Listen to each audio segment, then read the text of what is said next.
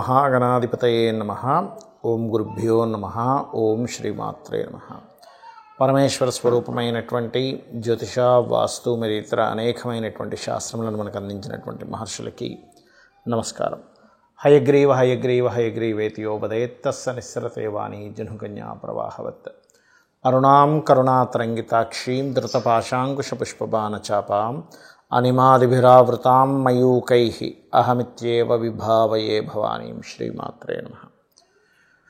ప్రేక్షకులకి ఆ లలితాంబిక అమ్మవారి యొక్క అనుగ్రహం పరిపూర్ణంగా కలగాలని స్ఫూర్తిగా కోరుకుంటూ మనం ఈరోజు పక్ష ఫలితములు అంటే 16వ తేదీ నుంచి 31వ తేదీ వరకు ఉండేటువంటి గ్రహస్థితిని ఆధారంగా చేసుకొని ఏ లగ్నముల వారికి, లగ్నం తెలియని వారు రాశిని చూసుకోండి, వారికి ఏ విషయాల్లో చాలా బాగుంటుంది, మరియు ఏ విషయాల పట్ల జాగ్రత్త వహించాలి, ఎటువంటి పరిహార మార్గం చేసుకోవాలి.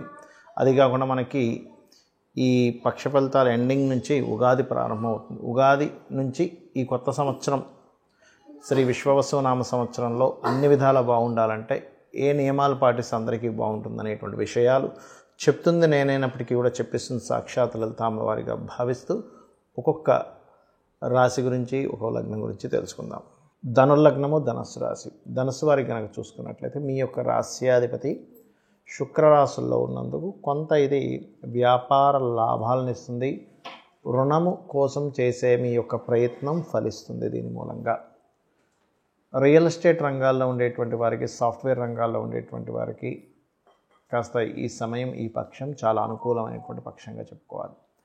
అలాగే కాస్త జీవిత భాగస్వామితో సప్తమ స్థానంలో కుజుడున్నందుకు జీవిత భాగస్వామితో ఘర్షణ, కాస్త జీవిత భాగస్వామికి కొంత బాడీ పెయిన్స్ రావడము, స్ట్రెస్లో ఉండడం అనేటువంటి జరుగుతుంది. ఈ స్ట్రెస్ తగ్గడానికి మీరు ఆంజనేయ స్వామి కానీ, సుబ్రహ్మణ్య స్వామి ఆలయాలకు కానీ రెగ్యులర్గా వెళ్తూ ఉండండి, మీకైనా మీ జీవిత భాగస్వామికైనా. బికాజ్ ఆఫ్ సప్తమ స్థానంలో కుజుడు ఉన్నందుకు రుణాల కోసం చేసే ప్రయత్నం ఫలిస్తుందని చెప్పుకోవచ్చు. 4వ స్థానంలో కాస్త అధిక గ్రహాలు ఉన్నందుకు ప్రాపర్టీ తీసుకోవడానికి, ఆన్లైన్లో ఏదైనా కోర్సెస్ చేయడానికి చాలా అనుకూలంగా ఉంది చెప్పాలంటే. కాకపోతే ఎవరైనా ఇష్టపడిన వారిని వివాహం చేసుకునే ప్రయత్నం కొంత ఫలిస్తున్నప్పటికీ కొంతవరకు ఘర్షణ కూడా ఏర్పడుతూ ఉంటుంది. అంటే ఈ సప్తమంలో కుజుడు ఉన్నందుకు పర్టికులర్గా వివాహ స్థానంలో ఉన్నాడు కాబట్టి. వర్క్ ఫ్రమ్ హోమ్ అంటే వేరే దగ్గర ఎక్కడికో ఉద్యోగం కోసం వెళ్ళి అక్కడ చేసే కంటే కూడా ఇంటి నుంచి ఏదైనా చేసుకోవాలనేటువంటి ఆలోచనలు పెరుగుతుంటాయి. ఆ దిశగా మీరు చేసే ప్రయత్నం కూడా ఫలిస్తుంది, అందులో ఎటువంటి సందేహం లేదు. అలాగే వ్యాపారాల్లో ప్రత్యేకంగా ఏదైనా బ్యూటీ రిలేటెడ్ సంబంధించినవి చేస్తుంటారు, ఫ్యాషన్ రిలేటెడ్ సంబంధించి కావచ్చు, లేదంటే పార్లర్స్ రిలేటెడ్ కావచ్చు.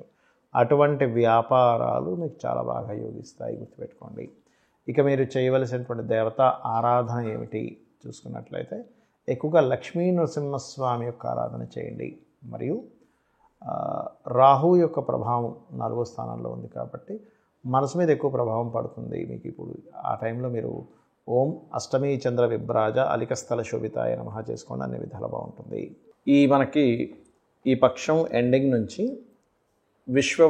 శ్రీ విశ్వవసు నామ సంవత్సరం రాబోతుంది. సో ఈ సంవత్సరంలో మనకి అన్ని విధాలా బాగుండాలి, నష్టాలు కలగకుండా ఉండాలి, లాభాలు కాస్త ఎక్కువగా రావాలి, రుణ రోగ శత్రు బాధల నుంచి బయటపడాలి అనుకుంటే మనం చేయవలసింది ఏమిటి? అసలు నిత్యము నేను చెప్పినటువంటి ఈ 5 సూత్రాలు కనుక పాటించగలిగితే, ఒకటి, మీకు కష్టం రాదని నేను చెప్పను, కానీ కష్టాన్ని హ్యాండిల్ చేసేటువంటి శక్తి మీకు ఖచ్చితంగా వస్తుంది, అందులో ఎటువంటి సందేహం లేదు. అలాగే మీరు ఉన్న స్థితి నుంచి ఖచ్చితంగా ఎదగడం జరుగుతుంది, గుర్తుపెట్టుకోండి. కష్టం వచ్చినా, ఎందుకంటే ఈ ప్రపంచంలో అందరికీ ఉంటాయండి కష్టాలు. మనకి చిన్న బిజినెస్ నెలకు ఒక 15,000 10,000 సంపాదించే వ్యక్తి దగ్గర నుంచి వేల కోట్లు టర్న్ ఓవర్ చేసే పెద్ద బిజినెస్ పీపుల్ వరకు కష్టం ఉంటుంది. బట్ ఇక్కడ క్వశ్చన్ ఏంటంటే కష్టాన్ని హ్యాండిల్ చేసే శక్తి మనలో ఎంత ఉంది అనేది చాలా ముఖ్యమైనటువంటి అంశం. మరి ఇవి కలగాలంటే అసలు మన నిత్య జీవితంలో ఎటువంటివి కనుక పాటించినట్లయితే, ఎలాగో క్రోధినామ సంవత్సరంలో మనకు అన్ని గొడవలు గందరగోళాలే జరిగాయి, కానీ విశ్వవసు నామ సంవత్సరంలో అంత గందరగోళం అయితే ఉండదు. కానీ కొంత జలకు సంబంధించినవి, ఎందుకంటే జలరాశుల్లో అధిక గ్రహాలు ఉన్నాయి కాబట్టి అది కూడా పెద్దగా ఏమి ఉండదు. ఏదో రోగాలు వస్తాయని చెప్తున్నారు కానీ అంత ఏమీ ఉండదండి. ఏవో పెద్ద రోగాలు రావడం అట్లాంటివి ఏమీ ఉండదు, ఏం టెన్షన్ పడకండి. అయితే ఇక్కడ మీరు పాటించవలసినవి ఏంటో చెప్తాను నేను మీకు. మీకు గనక చక్కగా సమయం ఉంది లేదా సమయం చేసుకోనైనా రోజు ఒక్క 10 నిమిషాలు, ఎక్కువ సమయం అక్కర్లేదు, ఒక్క 10 నిమిషాలు భగవంతుడి ముందున కూర్చొని మీ ఇష్టదైవాన్ని పంచోపచార పూజ ఎలాగో చేస్తాం. పంచోపచార పూజ అంటే గంధము, పుష్పము, ధూపము, దీపము, నైవేద్యం. ఈ పంచోపచార పూజతో పాటు కాసేపు ఒక్క 10 నిమిషాలు అలాగా శ్రీమాత్రే నమః లేదా మీ ఇష్టదైవాన్ని ఎవరినైనా అలా తలుచుకోండి.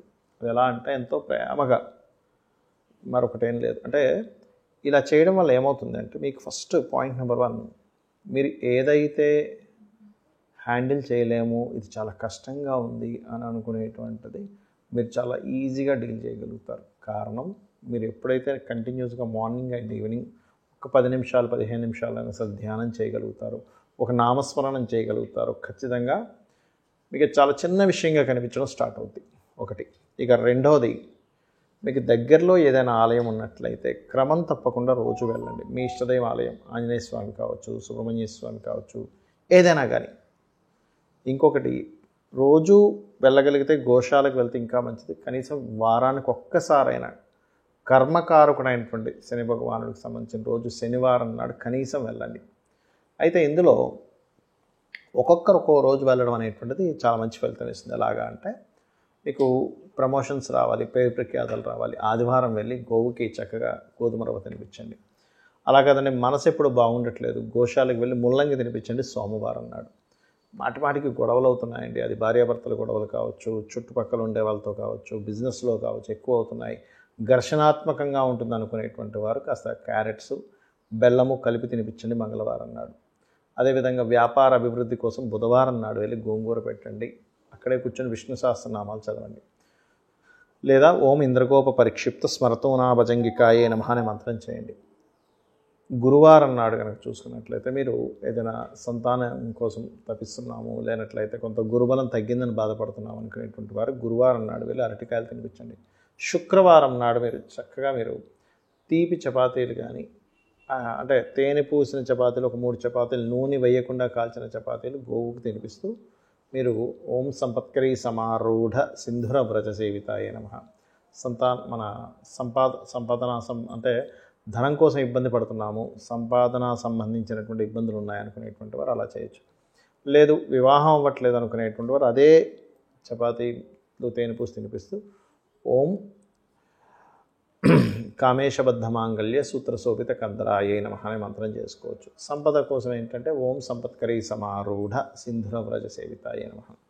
ఇక బాగా హెల్త్ ఇష్యూస్ ఉన్నాయి, ఏమి చేసినా ముందుకు కదలట్లేదు అనుకునేటువంటి వారు శనివారం పిడికెడు బెల్లం గోవు పెట్టండి. అదే శనివారం ఎక్కువగా అంటే భయాలు ఉన్నాయి, మాకు ఏదో జరిగిపోతుందని భయం ఉంది అనుకునేటువంటి వారు వడమాలని ఆంజనేయ స్వామికి సమర్పించండి. వడలతో చేసిన మాల. ప్రతిదీ ఆటంకం అవుతుంది అనుకునేటువంటి వారు గోవుకి మంగళవారం నాడు గ్రాసము తినిపించండి. లేదా గోశాలలో కూర్చొని ఓం దుమ్ దుర్గాయ నమః అనే నామం చేసినా కూడా మీకు ఉండేటువంటి భయాలు పోతాయి, భయం అనే మబ్బు తొలగిపోతాయి, కానీ మనకు ధైర్యం రాదు, గుర్తుపెట్టుకోండి. లేదు ఇంకా ఎక్కువ భయం ఉందనుకునేటువంటి వారు దుర్గానామంతో పాటు ఓం కనకాంగద కేయూర కమనీయ భుజాన్వితాయే నమః అనే మంత్రం చేయండి. ఖచ్చితంగా మీకు ఫలితం అనేటువంటిది వచ్చి తీరుతుంది. ఈ యొక్క విశ్వవసు నామ సంవత్సరం మీ అందరికీ మంచి ఫలితాలు ఇవ్వాలని మనస్ఫూర్తిగా కోరుకుంటూ, అమ్మవారి అనుగ్రహం మీకు పరిపూర్ణంగా ఉండాలని మనస్ఫూర్తిగా మరోసారి కోరుకుంటూ శ్రీమాత్రే నమః.